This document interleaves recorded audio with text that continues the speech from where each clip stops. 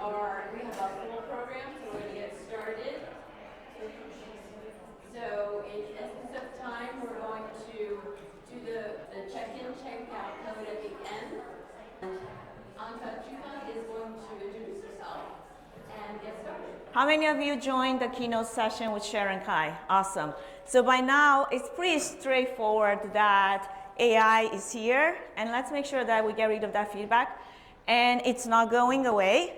It's been quietly running in the background of our lives for a good 20 years. I'm talking about machine learning, I'm talking about Netflix, shopping, Amazon, all of that is machine learning, a subset of AI.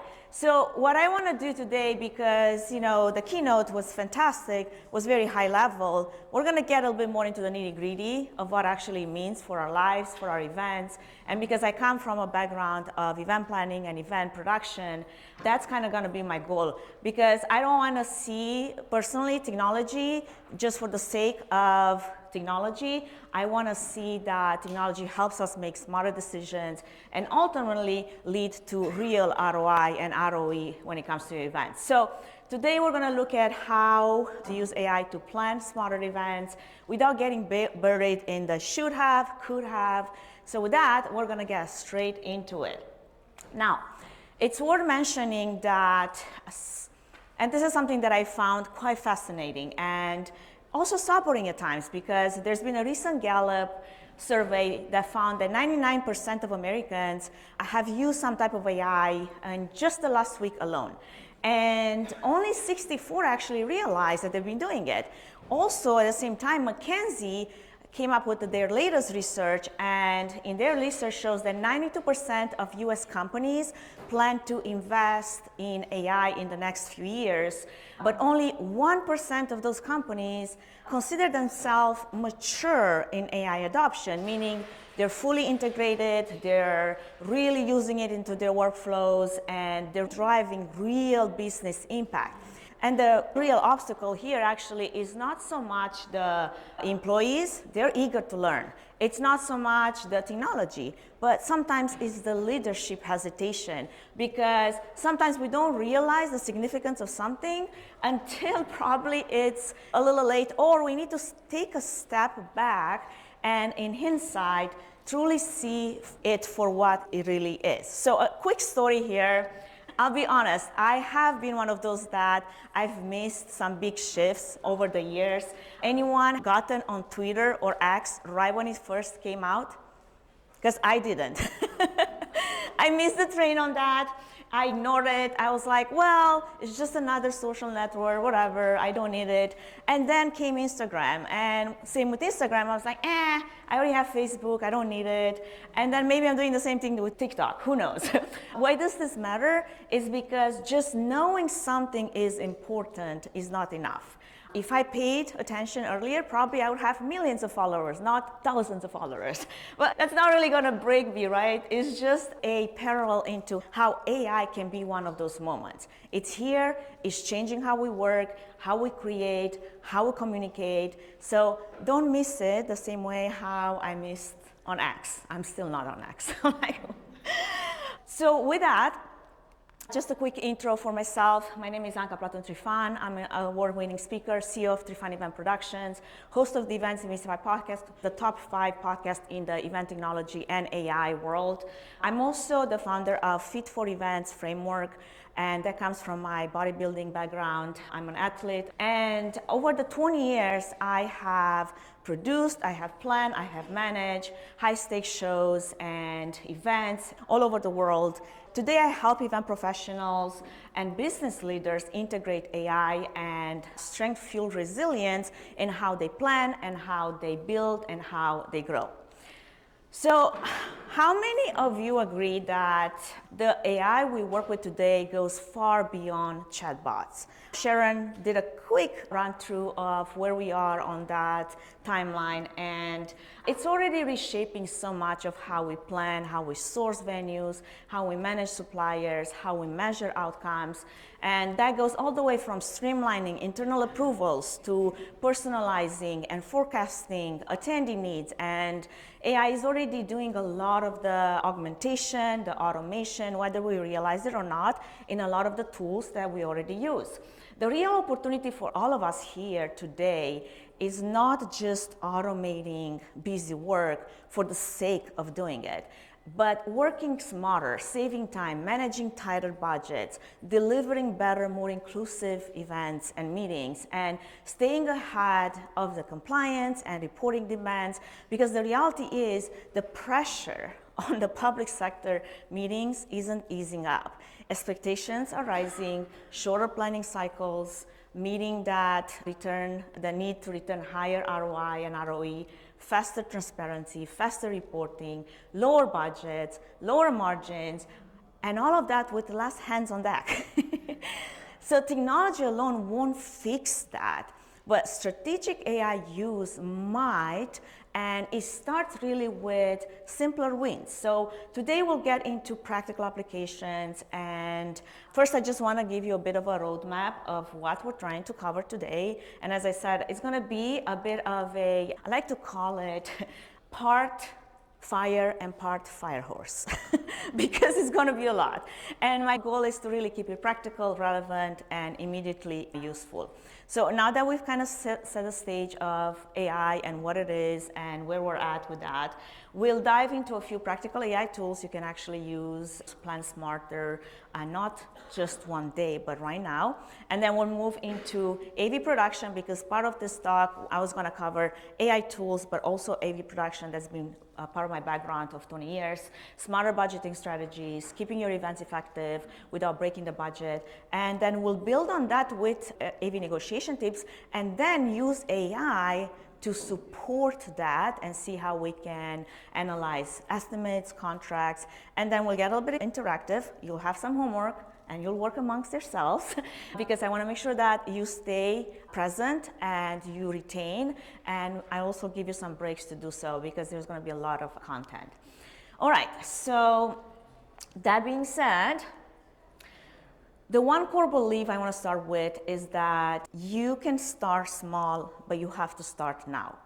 And just to frame this even more clearly, after so many conversations that I've had with event professionals on this one, but also small business owners, there are actually 3 types of people in AI that I see. There's the early adopters, the ones that are testing, the ones that are iterating fast, the ones that are learning by doing. But then there's also the wannabes. They're talking big, they're not actually applying much or anything useful, but they want to pretend that they know what they're doing. But then there's also the curious but stuck. And that's the majority of people who want to use AI, who are open to learning, who feel that has a lot of potential, but they also feel a little overwhelmed and uncomfortable, and maybe they aren't sure where to start. So today I'm actually going to talk mostly to that third group, because you don't need to have it all figured out before you can start helping yourself. You don't need to be building AI agents or code-based multi-model systems and workflows. And if you want to, go for it. We're a few months away from actually full-fledged deployment of all of those systems anyway, but what I would like to help you today is how to use AI at the level that you have it to really have more agency on building better decisions and give you some tool guidance, content strategy, workflow augmentation. Those are the things that I think can really make an impact even within the constructs of what you're doing every single day, because you're not going to overhaul your entire system. I've had enough talks with enough event professionals and enough agencies to know where they're at. And the reality that a lot of people talk a big game, but when you go down to the basics, you see that they struggle in many, many ways.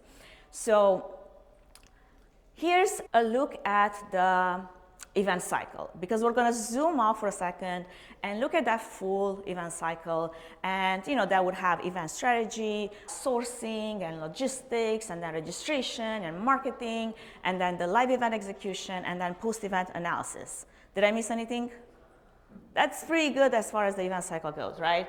Now think of AI as a layer that sits on top of the event cycle, and it quietly is helping you reduce time on, say, tasks It enhances communication, and it can turn messy data into some useful insights. So we're going to look how that actually happens. And I'm going to go through a few examples through each one of those cycles and give you actually even some prompt ideas. If you want to implement this, and you don't have to screenshot a bunch of those things, because I'll have a QR code at the end to be able to download the slides. But let's just say you're during that strategy and planning phase, and you don't have like some crazy system sitting on your SharePoint that is analyzing all the data that looks like this library of content that is so hard to shift through, right? But you have a tool. It could be ChatGPT, it could be Copilot, it could be Perplexity, it could be Quark, Claude, whatever, you name it, Gemini. This tool can help you now, right now, draft proposals, compare RFPs side by side. It can brainstorm event themes and ideas and build those early agendas, concepts. It can compare past event feedback and pull trends. And all you need is to be able to look at your data and prompt it properly. Then during the sourcing and logistic phase, you can use, for example, Perplexity. I'm a big fan of DP Research for anything that requires a lot of research, or Claude. Claude is great, especially the latest model, Sonnet. And you can research venue options. You can compare AV requirements. You can draft your RFPs. And all it takes is a really good prompt to do so. Then we can look at the marketing and registration phase. You can use Gemini, Claude, Copilot with some make automation to build a marketing campaign, and that could be a sequence of what happens once your registration opens and how you're going to send those emails on a sequence to make sure that you get the numbers that you're hoping. Then you can segment the messaging for different audiences because you want to personalize. Uber personalization is the word of the day, and everybody wants to do it, and many want to, but then they're like, how do we actually do it? There's easy ways and there's harder ways, and there's a platform embedded ways. Like Cvent has a great, if you work on Cvent, a great tool for that as well. And then you can repurpose content across different social channels, and with a simple no code make automation. I'm a big fan of Make or Zapier if you're a Zapier fan. You can automate those posts on a schedule so that it goes out on all your socials. And that's another prompt idea for you to use just to do any of those things. Those ideas are mostly to get your brain like flowing, to the juices kind of flowing, and then customize it to your own workflow. And then you have the event happening, right? This is the execution phase. You can use AI as a support chatbot for assistance. I've actually just came from Switzerland, and I was running an event in Geneva, and we used WhatsApp, an AI chatbot on WhatsApp, because it had to be international and everybody was on different plans and whatnot. And that chatbot was AI generative chatbot support that was helping attendees to figure out the location to the event, the agenda, what are some cool things to see in Geneva if I'm here. I will also want to do some sightseeing, right? So those are the really helpful tools that you can embed into your workflow to support your attendees. And obviously there's chat moderation and all that. Another way in which, during the live event execution, you could use AI is to draft and post live schedules, updates, and push notifications, as well as transcribe sessions and flag key takeaways for each session. I was presenting at the Rainfocus user conference last month, and they use a system. It was Voxo. And by the way, if you're around, Will Curran is presenting tonight, I think later today, and he's now with Voxo. He can tell you more about that. But basically, it was like a little recorder that was set on the podium and was recording my talk.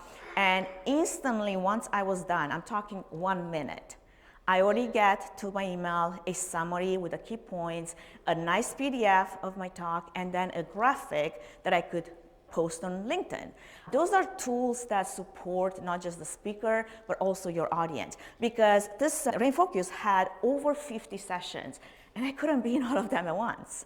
However, I could go back and take all those key takeaways and look through all of them and say, okay, so this is what the session was about, this is what I missed, and now I know what that was if I couldn't make it.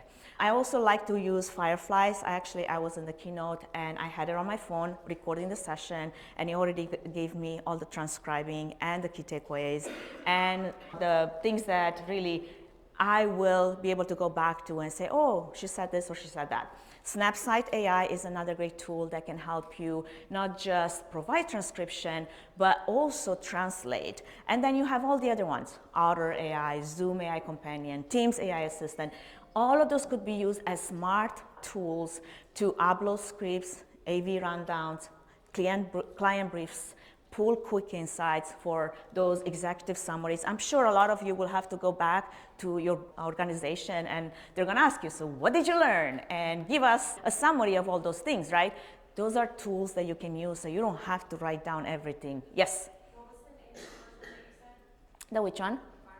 Fireflies AI. It's actually an app that you can download free on your phone, and you just record the audio and it provides all of that summary and includes like 800 free minutes in their free plan. Yes? What was the one you said prior that it took the key points and created the PDF? Voxo.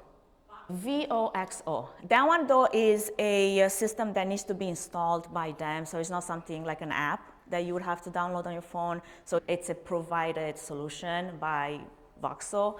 And it's a great solution for if you have a lot of breakout rooms and a lot of speakers and you want to bring into your event. Same with Snapsight AI, and that's by GiveMe. Okay. All right, and then post-event analysis phase, because how many of you get all this feedback cards with surveys, and many of them will stay there and somebody's got to find the time to go through them. I was South by in March, and I was talking to the VP of technology, and he told me a story about how up to 2 years ago, South by is very, very concerned with the feedback that they receive, and they really put a lot of time into making sure that they go through each one of those surveys. And his team of about 3 or 4, it would take them 3 months to go through each one of those surveys, categorize them, tag them, organize them, and then act upon them, like respond, whatever, do all the things. And 2 years ago, they had an intern, and then they asked him, hey, can you do something where you can create an algorithm for us to take all of this data and then organize it for us automatically based on this criteria, and then for us to just be able to see the output of that. And sure enough, there was. Very easy to build, actually.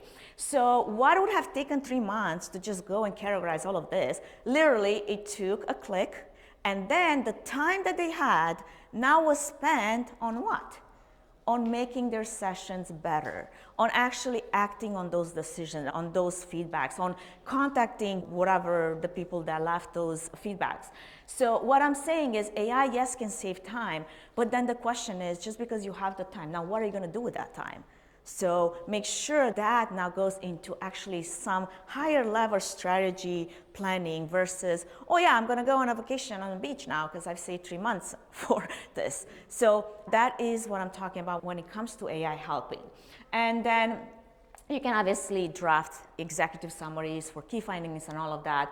And there is one tool that I like to use, especially for the analysis part of all of those reports, and that's Julius AI. But same thing with Copilot in Excel. You can do that if you're on SharePoint, if you're under Microsoft Enterprise, you can use Copilot. Copilot is much more than just a chatbot. It's actually an app within the Microsoft Enterprise suite, and it can be used in Excel, it can be used in Teams, Outlook, in PowerPoint, I mean the entire Microsoft suite. All right. So the real takeaway here is that AI isn't just a one and done thing. It's a layer you can apply again and again across every part of the event cycle. And once you start identifying which task could use some AI augmentation and automation, then you can begin to build workflows that work for you. And then you can hand those extra tasks off to AI. So to summarize really quick, this part here is AI is already here. It's not future tech, it's current reality. You can work smarter with AI augmentation and automation, which can save valuable time. Strategic application of AI, like agenda drafting, contract summaries, bid analysis, all of that is possible. And then there is power in prompts. It's in the iteration, it's in the check and repeat. Good questions will always yield better results. Now, before we move on, we're going to pause for a minute because we walked through some of those AI tools that can support you across the full event cycle, from drafting agendas, writing RFPs, social posts, whatnot. And I want you to take a moment, and I mean a minute, to just think back on some of those examples.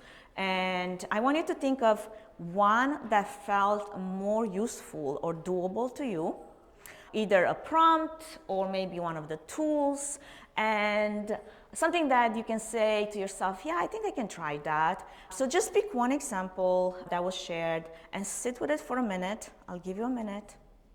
And think how you could customize that into your own event workflow.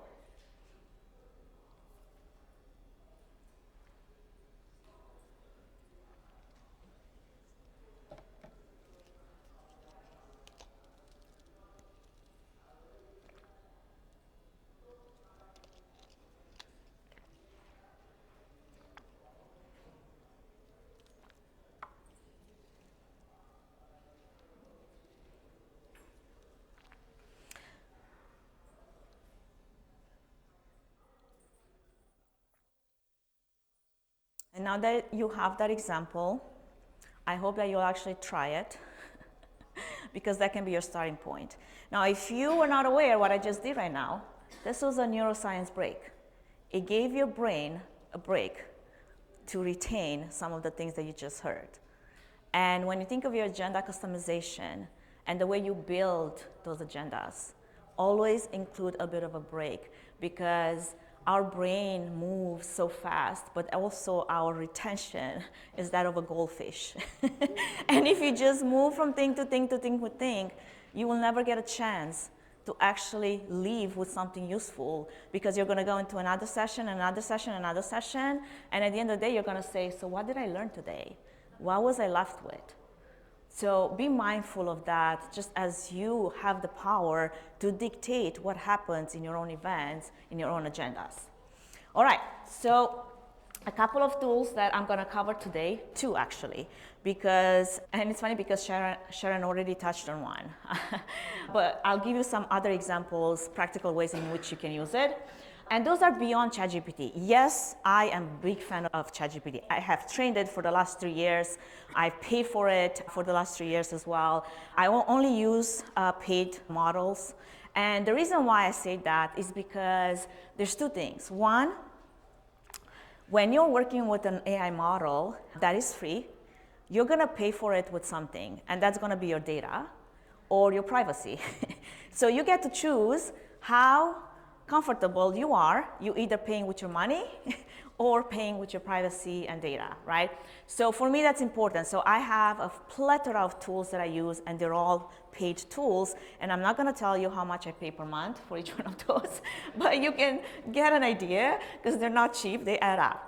So those tools that I'm going to talk about, I believe that every planner, supplier, event organizer, you should start using them right now, not someday, because they can really streamline real workflows and protect your time. Sure, you can use ChatGPT, as I said, and Copilot, and especially if you're under an enterprise license, most likely your organization is not going to let you use anything else but Copilot. I mean, it's not like they can track you, but probably that's part of their, agreement, which is totally fine. But what I'm saying is, yes, you can use those to draft agendas, RFPs, summarize long reports, regenerate meeting summaries, transcripts, all the things, right? Create maybe first drafts of processes and other documentation. But the power isn't just in the speed, it's in reducing admin hours that is costing time and money. And to be honest, nobody's got bandwidth for that anymore. But if you're an agency organization that can do with more than just Copilot. What I would like to touch on is this one tool, which Sharon touched on already, and I'm gonna play this really video. Notebook LM. I've actually been a huge fan of this from the very beginning, and I just did a quick demo here, and the audio will come in somewhere halfway through. And this one is like a smart AI assistant because it gives you the ability to upload up to 300 documents. Last I checked, Copilot gives you the ability to upload 3 documents. ChatGPT gives you the ability to upload 4 documents. So now if you have 300 documents of some kind of research or feedback or sourcing Welcome everyone, ready to deep dive into how AI could totally revolutionize events. Sounds exciting. We've got 2 sources. Okay, this is where I want to show you how I'm interjecting in the AI conversation. So that's one tool feature now that you. Who wants to join? Hey, go for it. And I think my mic was off when I did that, and I didn't want to redo the video. I was too lazy, but basically, this is. We're so glad you joined in. Absolutely, we love hearing what you're thinking, what's on your mind. We were just starting to dive into how AI is making its way into event planning. Yeah, talking about those first impressions and how it makes things more efficient. What are some of your thoughts on all this? We're really curious to hear your perspective. We've been looking at how AI... Right, so basically what I said is like, wait a second, I came up with this idea of the, case of the human-centered AI, and you're taking my ideas, and they're like, no, we really want to hear what you have to say. Funny fact, when Notebook LM came up with this feature of the 2 AI hosts, I actually have an entire series that is a subset to my podcast that is basically those conversations, 10-minute conversations on different topics. And what those topics are actually are documents of my previous talks. So the source is, here's my draft from this talk and this talk, and I let them go crazy on it and just create this content for 10 minutes. And then I post it on my YouTube channel as a new shorty episode. But what I wanted to highlight here, right, is like the 300 documents that they're called sources in Notebook LM, and also think like speaker bios, RFPs, AV estimates, meeting briefs, and you can ask really targeted questions like which of these speakers would be a best fit for my conference given the specific topic, or which vendor mentioned, I don't know, ADI compliance in their RFP, or what were last 5 years food and beverage cost for this particular venue. And you have all these BOs that you can work with, right? It really helps you search your documents faster, generate mind maps. And I was gonna actually switch to this really quick just to give you an idea. Let me see if I can get to it here. Right. So this is what I did here. I have 4 different AV proposals and for a summit.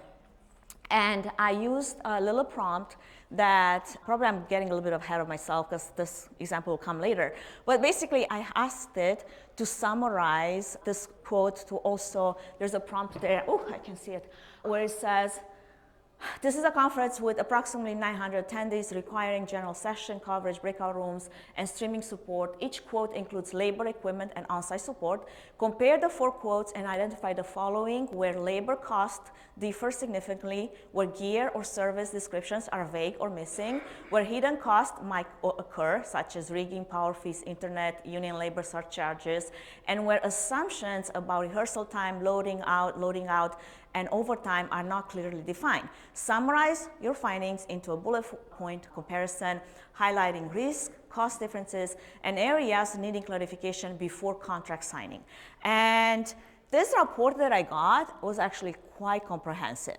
And obviously, I'm not going to read all of this, but as you can see, there's a lot that it's been put out. So if you are like, I don't even know how to read this proposal, and then another cool thing that it did, actually it can provide different notes and then mind maps. And you can go really like deep into this, like where did it jump? I think you wanted to chat with me. It's like trying to chat. Let's go back here, okay. There's different like quote details and contact information, all those things, like you can mind map it to anything and everything. So this is just a little example of how powerful NotebookLM is, because it's beyond just, oh, you can create a podcast from your documents and now you can listen to it. So that was that little tool that I hope that you will explore on your terms and figure out how it can help you. The next one that I'm going to touch on is actually Google AI Studio.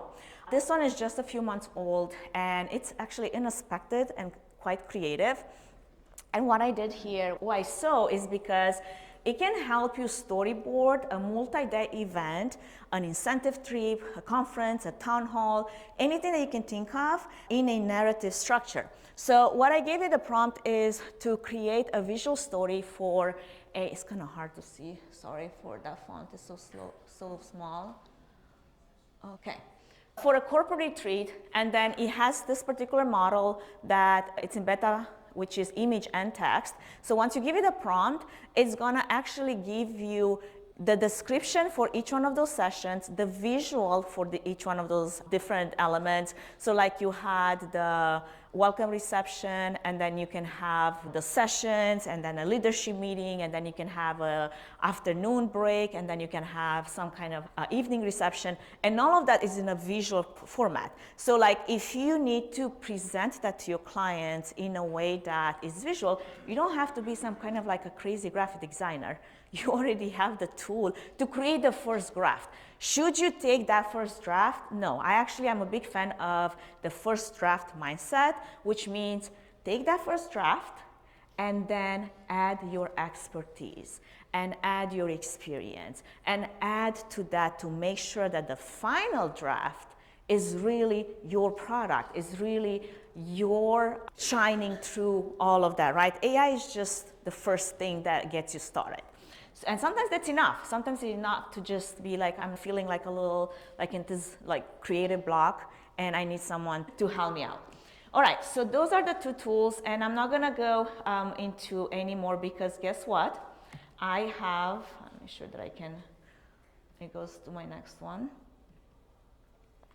I actually have a whole talk on AI tools that you should be using right now beyond ChatGPT. And because I don't have time to dive into the full list today, I will make sure that you have the complete breakdown once we get to the part with the QR code so you can get it. So just stay tuned for that, it's gonna come up.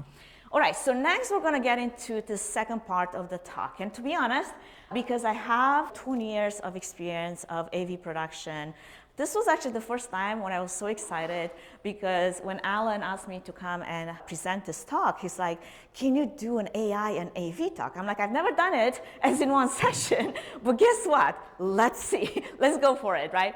So how many of you plan AV for your meetings and events?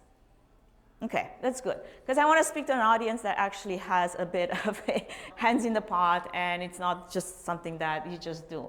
And I think when we think about AV, I'm not going to explain to you what that is, right? You've used it, you've lived it, it's the necessary evil that every meeting and event needs, and you know the value that it adds, but you also know how it can be a frustration and how fast it can blow up a budget if you didn't think of certain things, such hidden fees, confusing quotes, last minute changes. So today, what I want to focus on when it comes to this topic is how to plan smarter AV in mind from the very beginning, how to protect your budget through stronger negotiation tips, and how to use AI for smarter AV requirements analysis.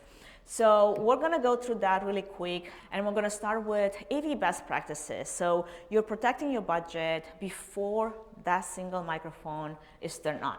So if you're to prioritize something, when it comes to AV, obviously you want to prioritize sound. And that applies for in-person events, hybrid events, and especially virtual events.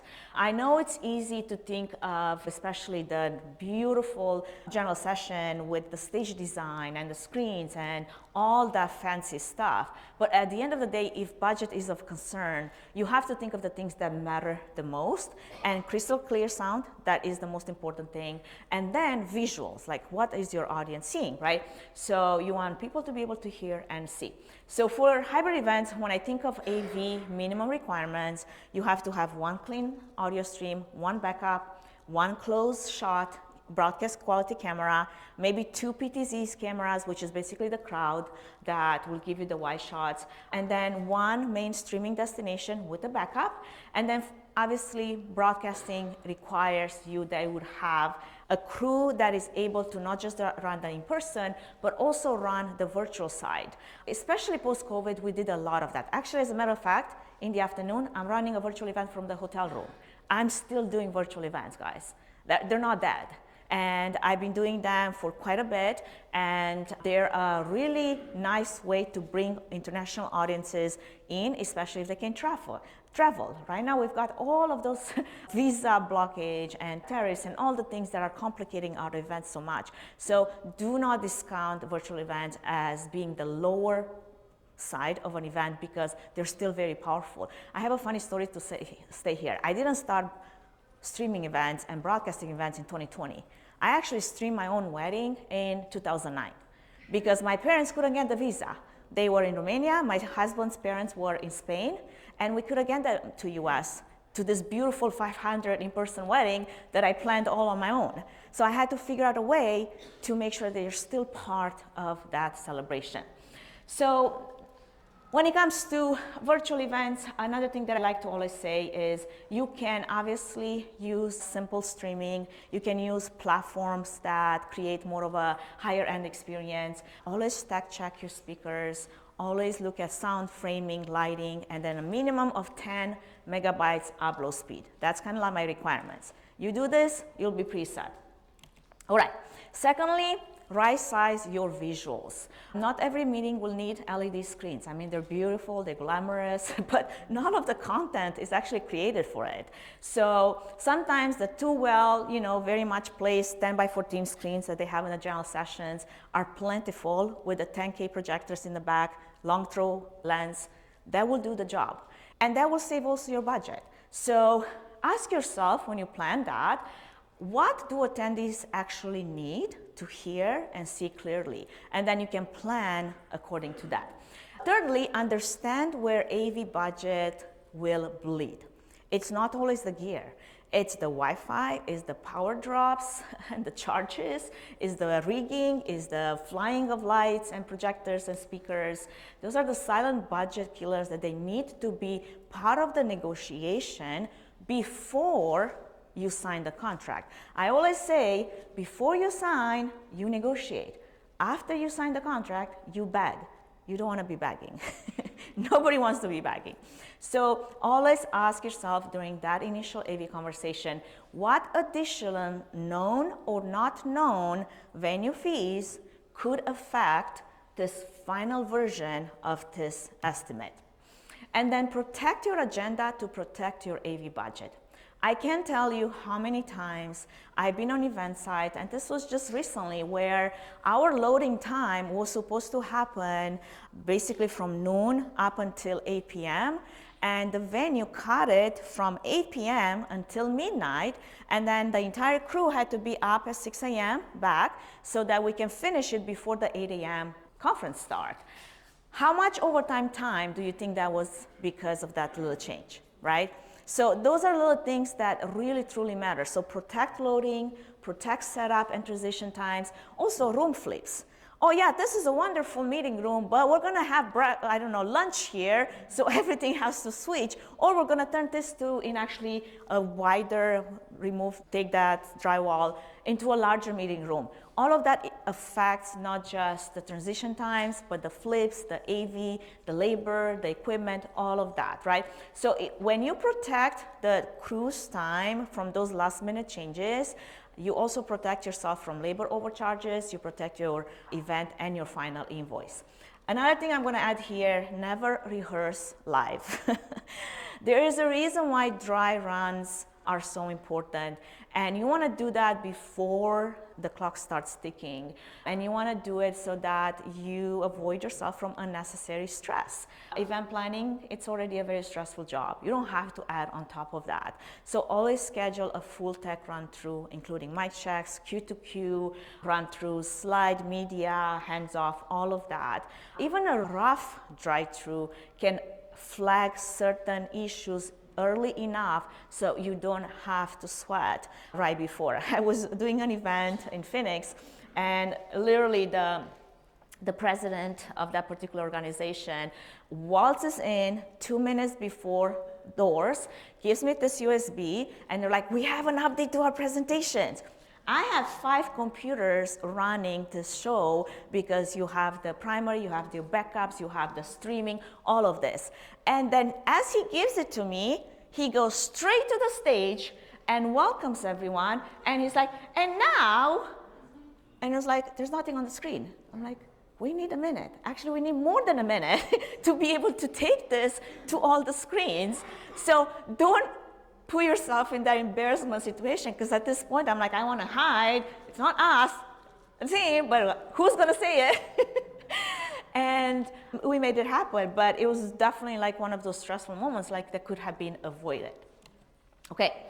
And while you're thinking about smarter AV setups, this is something that I want to highlight because I don't think a lot of event planners, and I didn't think about it myself either in the beginning, this doesn't start right on show day. It starts way earlier, before you're even choosing your venue. Now let me tell you something.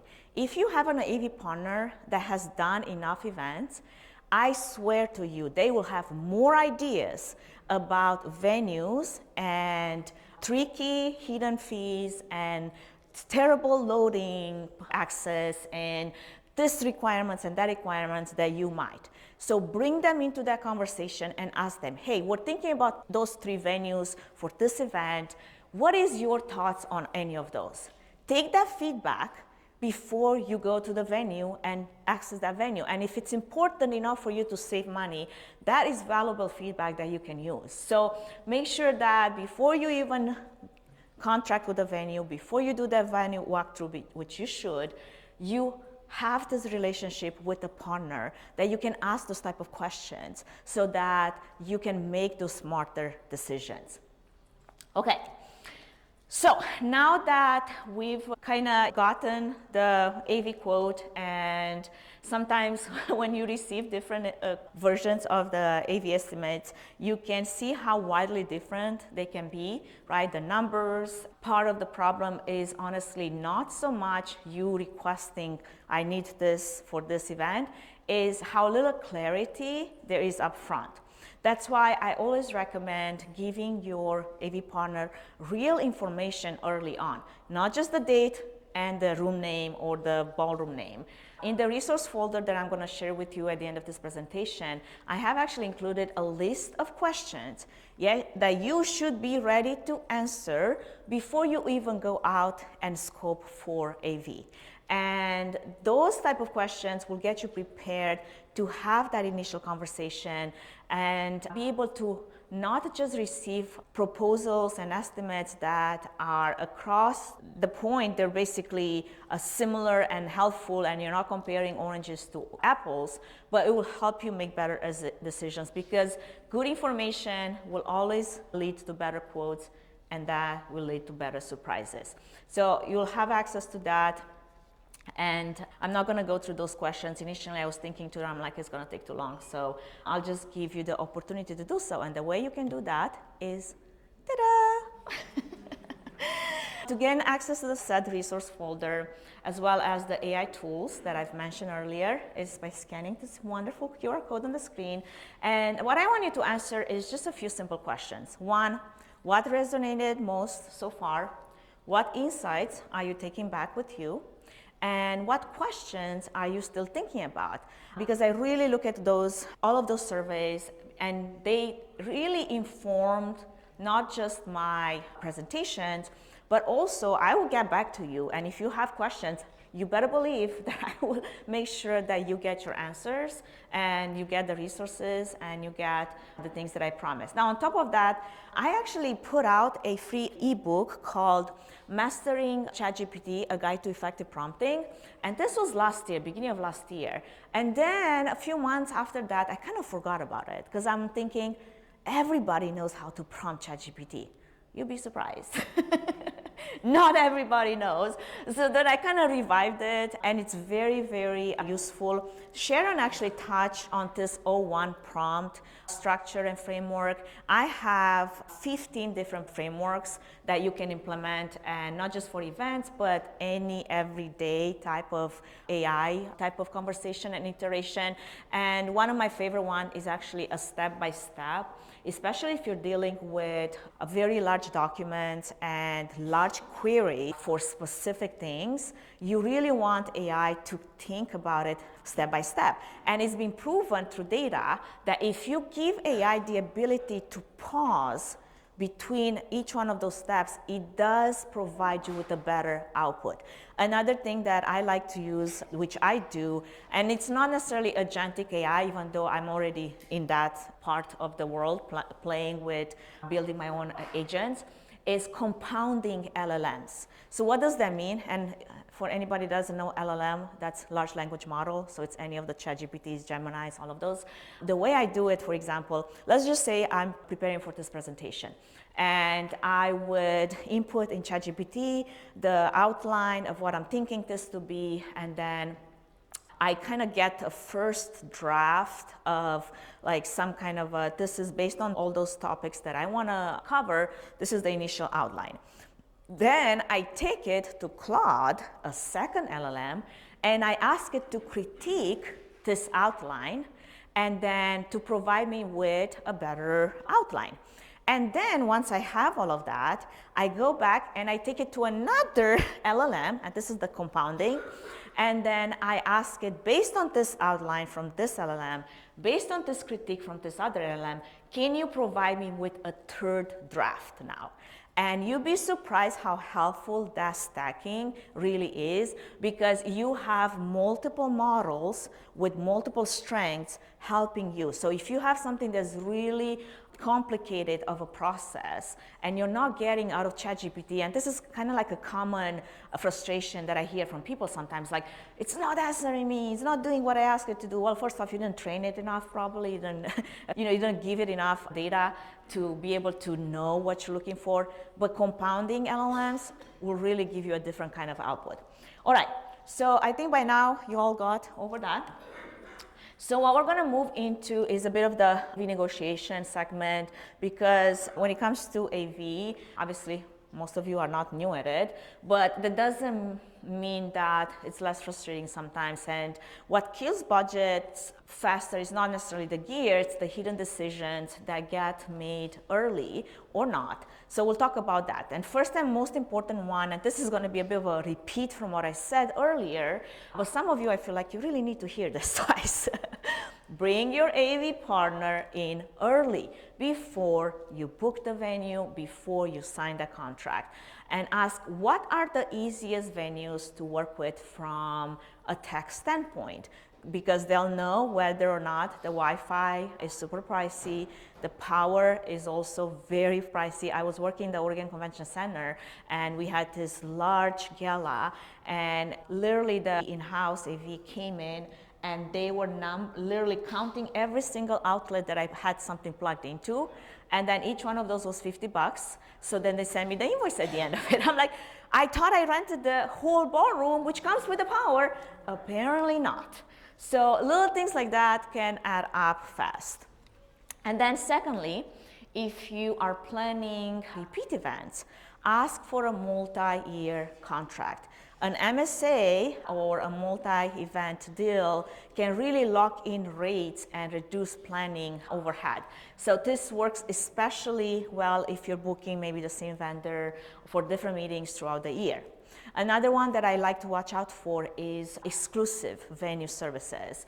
Rigging, power, internet are often marked as mandatory, but not always. So you can always ask, hey, what is truly exclusive? What's optional? What's negotiable? Have those conversations early on. And lastly, try to lock in a not to exceed clause. If you've scoped your event clearly, this really will protect you from surprise labor overcharges, extra last minute gear surcharges, and it creates that ceiling, but also, the trust that you want with your partner. Okay. So this is where I was going to do a bit of a side-by-side comparison of how you can take two different quotes and maybe more, four. And because you can get so many different estimates, if you're sourcing, especially your procurement, is going to go around and ask for RFPs. And then they might look similar, but they might also look totally different. They might have different gear, different line items, different formats, different assumptions that are baked into it. And all of that can be really overwhelming. And it can really be easy. Oh, where was that? To miss costly gaps, especially if you don't have the technical acumen to review gear by gear, item by item. And that's where I feel like AI can be such a real partner. So 2 years ago, when ChatGPT came with the ability to create custom GPTs, I actually created my own custom GPT, which is the AV production GPT.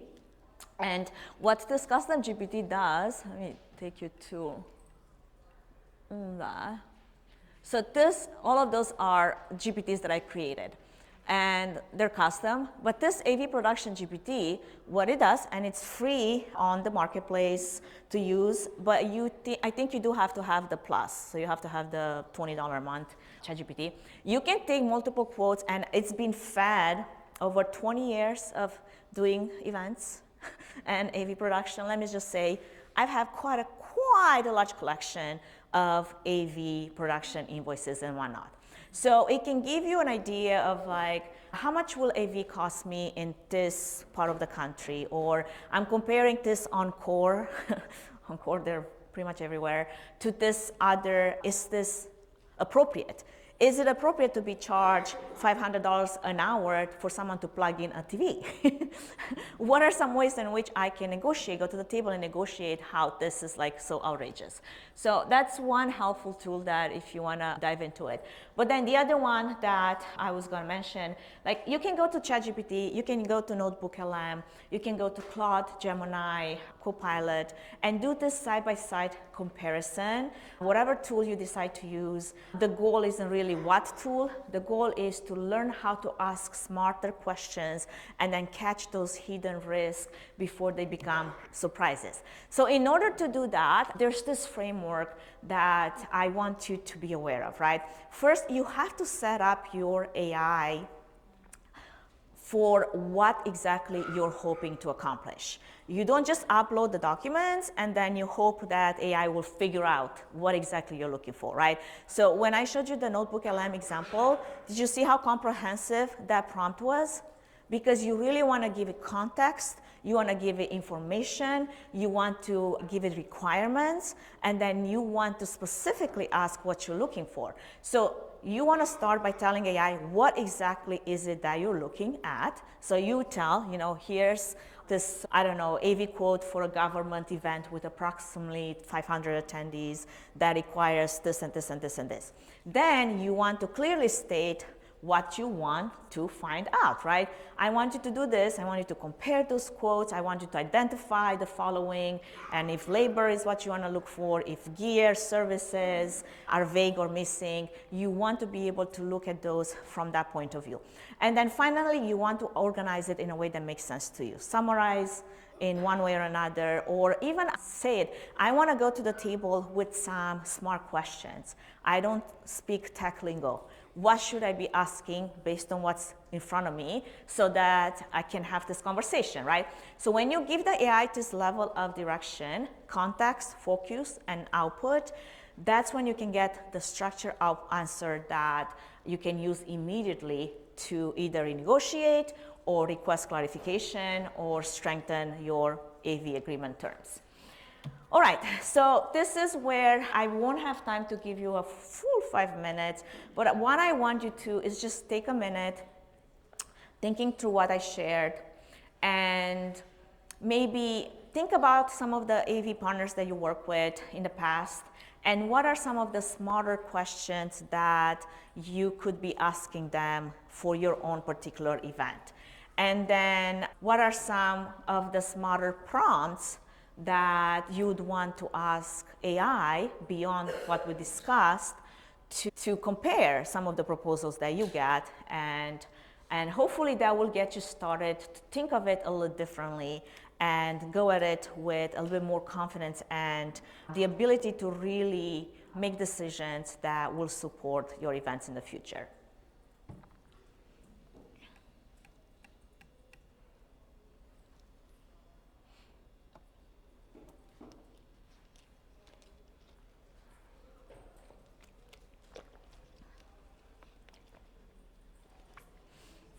And I'll be getting close to an end. I know we're running a little on time here.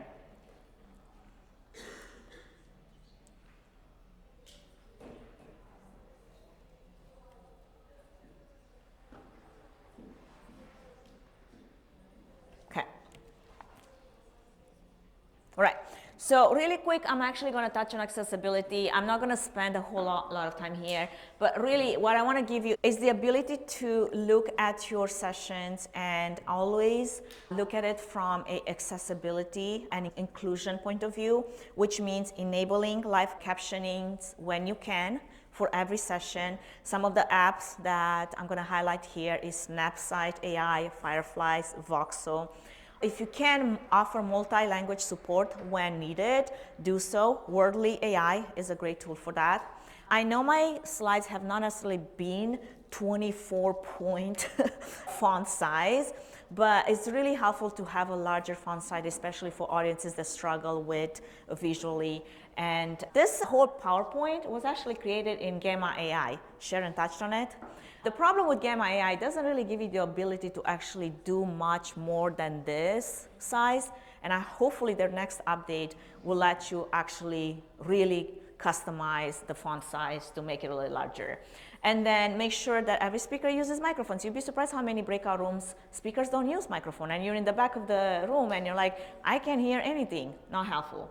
And then when you design your stage setups, make them fully accessible. I actually really enjoyed the other breakout session there. They had an ADA compliant stage, and I think one of the speakers really needed it. But really that is so important for someone to feel inclusive and feel like somebody put some forethought into this.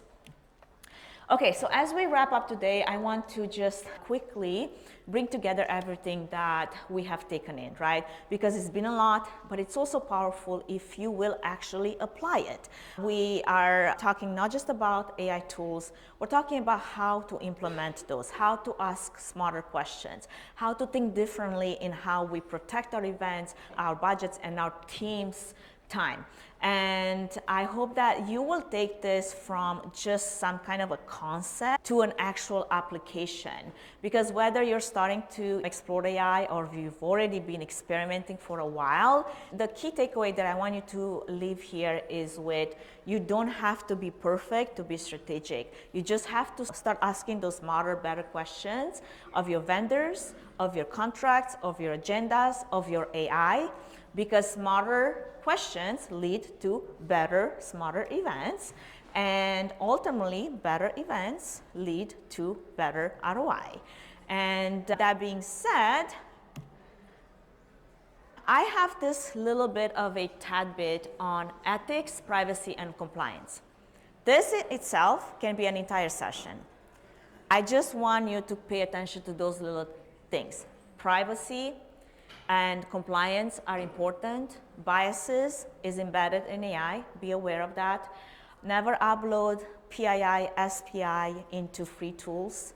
Like I said in the beginning, you're paying with your data if you're not paying with your money. Use secure organization approved platforms whenever possible. Always human review any AI generated output and document your use of AI, and then make sure that as you're building upon it, it's not this hidden process, it's something that you can go back to and learn from it. And then always say skeptical. Yes, positive, but skeptical. Because AI is a support tool, but it's not an excuse to skip your professional judgment. And if you are to leave with something or remember anything from all of this, is start small, right where you are, stay strategic, focus on the purpose of the technology, not the novelty of it.